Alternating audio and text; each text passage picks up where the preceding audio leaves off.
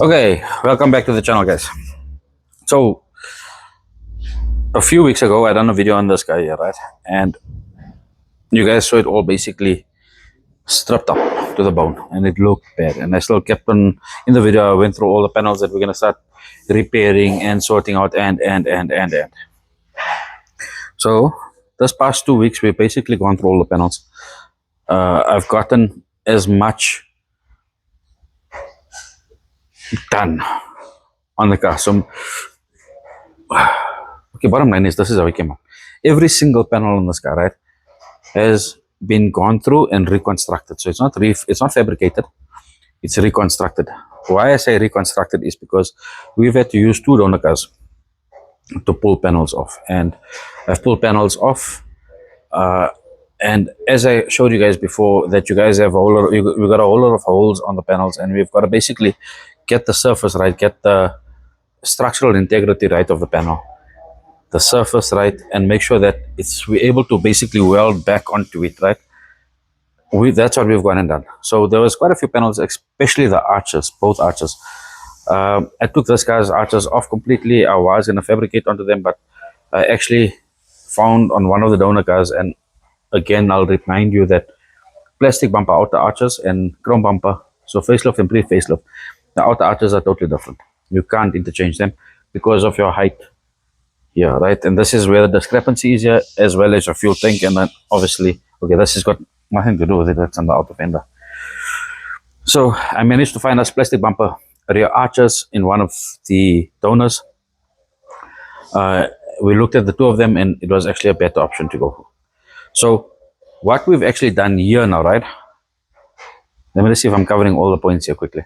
So sorted the arches out, I pulled the arches up. We pulled the inner frames up completely. That was done nice. I showed you guys that on the floor. We had a bit of a scuffle over the two C pillars and the B pillars. I will take you through that now. There's a big discrepancy on the roof. The roof is actually an issue. So I'm going to explain to you how we're lining it, how we're getting it aligned basically, and so on like that. Then the backboard, when my last video I spoke to you and I showed you that there was a whole plate. The backboard is taken out. There's a whole plate put over the back louver board, right, or the backboard. And I still told you that I'm going to take the plate off. But what had happened was they'd welded right through on there. So they didn't go back. Obviously, you can't go back into the spot welds with that type of MacGyver or fabrication or whatever you want to call it. So we had to now pull the backboard off with the back seat support completely off and replace that. So when we had a look at this car about a week ago, or even starting of this week, yeah, this car looked like a bucky, looked like a flatbed bucky, right? There was nothing on there. Remember, the sides were off, both sides were off. The only we left the inner arches on. The backboard was off. The roof was been hung up by the hoist. The tailgate wasn't on. The tail housing wasn't on. So it was just basically flat. So anyway, we started assembling the car. And we found a height discrepancy. So we went back to the roof. We picked up that the roof is pulling basically to, so the roof is actually welded on skew, meaning that the back is pulling out to that side there. So what we've done is we've had to relax certain areas again to try and line it up. We also picked up an issue at the back section of the car. So from your back seat to the tail housing, or to the tailgate, or call it the tail housing, right? That area there actually sagged. So the sagging is basically a bananaing, where it could have happened in the accident that this guy had sometime in its life. It could have happened when the guy's done the cut and joints, because we know that the roof was cut and joint. So I'm assuming that the car did capsize before. And this is why I always stressed, and I always see people cutting off posts and not bracing in the right places. And I'm saying, guys, you can't see the car banana. You can't see the shift in it. You've got to measure the shift, right? But then there is a shift. So we found that the car was lower at the back. That's why the hoist is up there now. So we've had to lift it up, get it into position. Once it's into position, we've got all our measurements in the correct places now.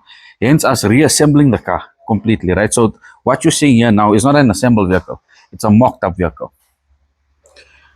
And I'm going to make, this is a short video because I want to keep you guys in the loop as we go stage by stage. And I'm going to tell you what we're going to do afterwards. So we've gone through precision. measurements, right? And we had to use, you don't really get factory measurements for putting this in place here. I don't have access to it. So we've had to use references from cars and straight cars. And we've had to make up basically our own references and use those points from fixed structures of the car. When I say fixed structures of the car, you cannot use this pillar here on the inside of the fender. I don't want to really touch because it's on metal now and it has been prepped, not for primer, but it's been prepped up, right? So we've got to go through this process as well because of the moisture. And you guys can see outside we've got rain, so we're going to expect more moisture, and we just have to go through this routine over and over and over again. So you cannot measure from a panel that could have been impacted during any accidents. Now we know that the right and front side of this car has been changed over. It had a cut and joint in there before, so we can't confirm that this measurement to this post is correct. So what we've done is we've got one of these straight cars that hasn't been in an accident. The car's got rust on it, but it's an original car. We got measurements from that car there, and we actually had to pull from a fixed structure which is on the dashboard area. Dashboard area hasn't been touched. So we pull from here over to your seatbelt post because we know that position cannot change, right? That's an SABS approved position. It has to be in that spot there, and it's a key position, if I can call it that. Measure from there to here, measure from there to there, got that correct. Then we got the seatbelt post here on top here, measured again through, we got that measurement correct. As soon as we got that measurement correct, we managed to get our lining up correct here. Don't worry about the fender here because we're still coming to the front of the car. But we got our gapping correct. Right, so if you look at the gapping on the doors here, and I'll take you through to the other side, it's basically spot on. So this guy is basically, this guy's aligned, right? When I say, obviously we have to final align it and final touch it, but we're like 90% there with alignment. There's an issue in the door here, but these doors over time, especially if they've been worked on, they tend to bow out because a lot of the guys put your door onto a stand. This part of the door will be on the one stand, and generally the other part of the door on the other stand, and you're busy blocking. And what you don't see is that door flexes and flexes and flexes, and you do push it out, and you'll have a discrepancy over here where you gotta bend the door back in place. So that can be coming from here, right? But we've got a decent line all the way through. We've got our spacing here. Obviously, we've got a panel beach here still nicely. Get it in line, but we've got our spacing here. Our spacing here is correct here. We've still got to pull the cell out and panel beat that cell correctly. We've got our fender fitting in here snugly, tightly. Then we've got the back valence off as well. Let me take the camera off. Let's go through this car here quickly. But again, everything is mocked up. So everything is basically fairly still loose on the car. I'm trying to get all of Glacos. Glacos in South Africa you can't get. Now, why is it such a mission in South Africa to get certain tools? So we had to bolt the panels down. So each panel has been bolted down, right? Meaning that we're still going to take every single thing off again once we have final alignment. So we're going to mark everything, take everything off again, re-clean everything up. Then we're going to go through our sealer process, our first process of primer on the inside and outside. Start spot welding everything back together. We're going to leave the roof for last. Because we've got our C pillars sorted out. Our A pillars, this is still an issue.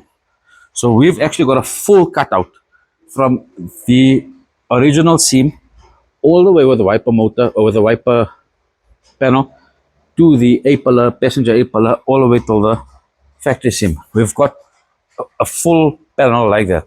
I just don't know if you're going to utilize the whole panel, and I would like to because there is a cut and join in the middle of this wiper panel here. So most likely we're going to do that, but we'll get to the front. I just want to finish up. Our goal is finish up the back or the center, finish up the sides, get the back sorted out, get the fabrication sorted out in the front. Once we know that the car is structurally intact, then we can work our way from there. Let me take the camera off quickly, and let me take this camera off quickly.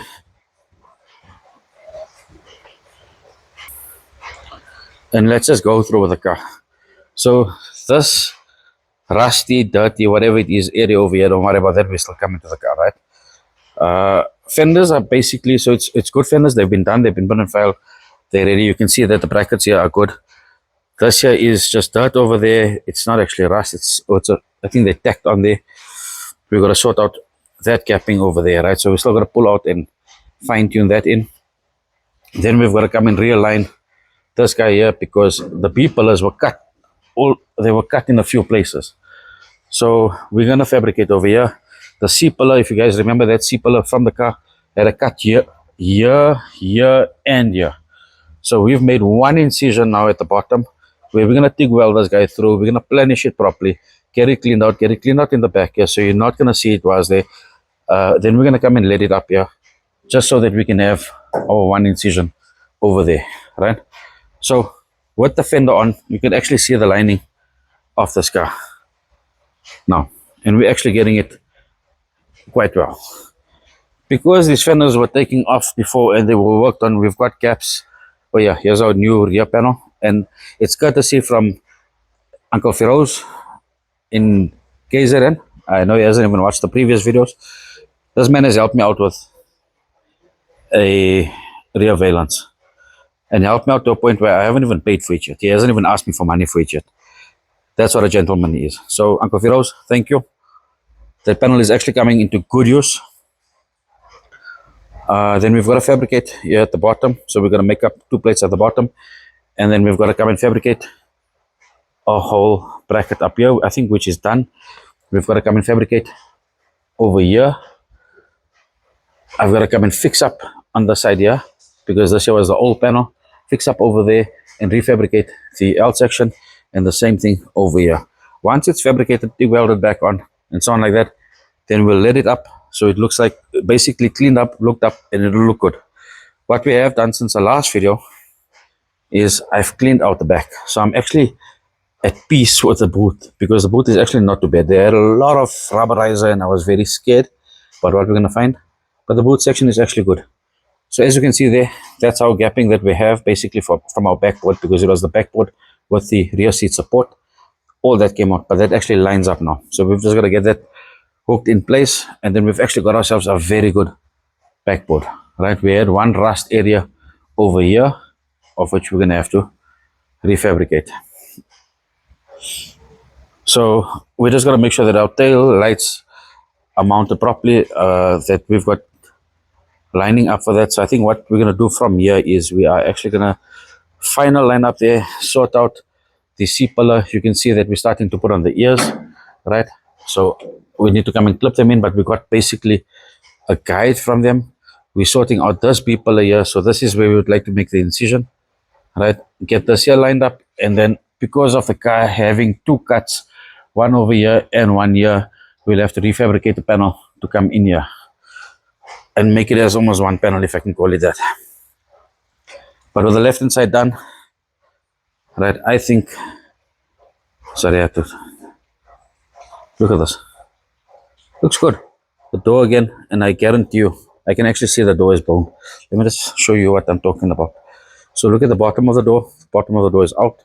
If you look at the top of the door, I don't know if you're going to see it on video, you'll see that's out. So that shows me that the door is actually pulled out.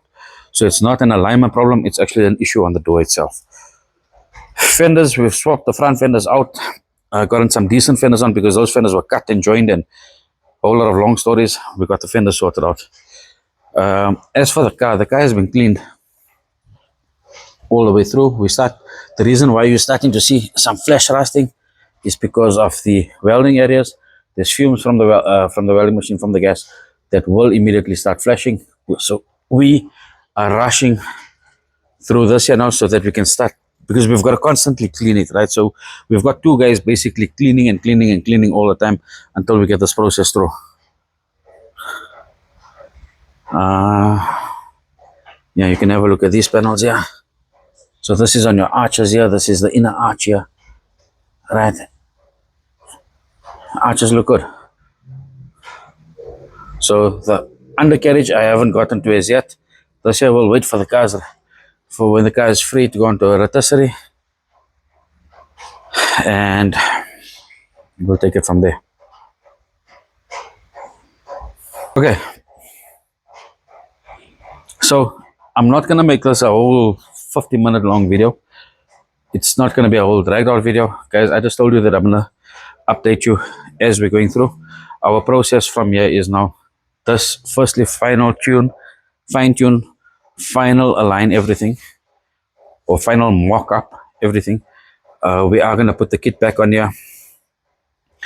The front valence that was used on this car was a 318. It was bought from BMW. It was an original car, original valence, but it's from the 318 where the oil cooler is blanked off. So I managed to get us a nice, actually a new valence, front valence for this car here. So get back with. So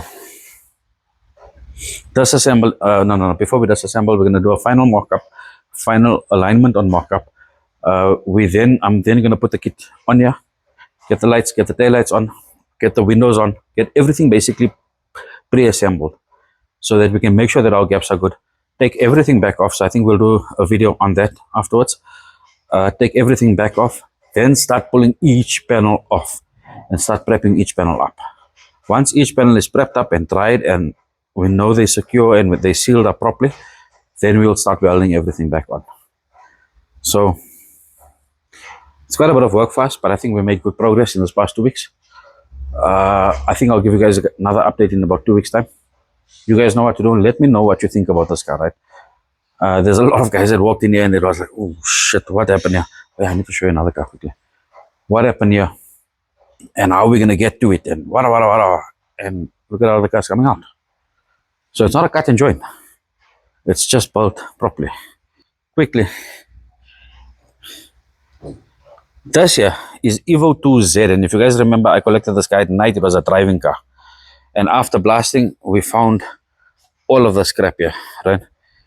So, and I told you that it was between this car and this car here, and I've got another cabriolet that's standing over this side here. Those are our 3 worst construction vehicles that we've got to deal with, right? They're huge challenges. We started pulling the fender arch off here, and voila. So we are now starting to pull off panel by panel so we can start assessing exactly like how we done on the silver car.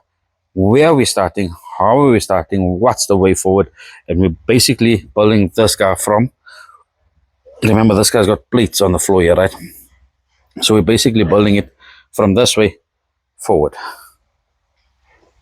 For now, I'm using all the jigs, all the mark jigs. So I'm just using this stand here now, and you can see my 2 special stands over there, just to hold the car in position. I'm not too worried about the car bowing because we're pulling the front of the car out. We've had to cut these chassis legs off because they were welded like bird shit before onto the car, and you know what, it's good because all of this is getting changed. So the whole firewall is getting changed, floorboards are getting changed, so we'll have a new structure for the chassis legs to spot weld back onto. We'll have a new structure for the side arches or your firewall arches to bolt onto, and unfortunately I'll have to move things around in this car, but it's not done because we're trying to build an IS. It's done because we're trying to we're trying to bring this car back into society, back into life, right? And we're basically giving it a new lease on life. Okay guys, so anyway, you guys know what to do. Please drop me a comment, let me know what you guys think about this car here, right?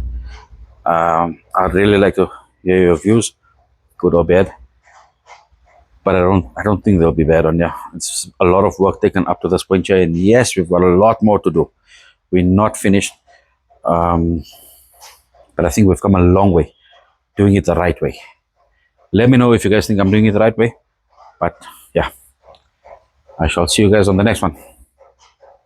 Cheers.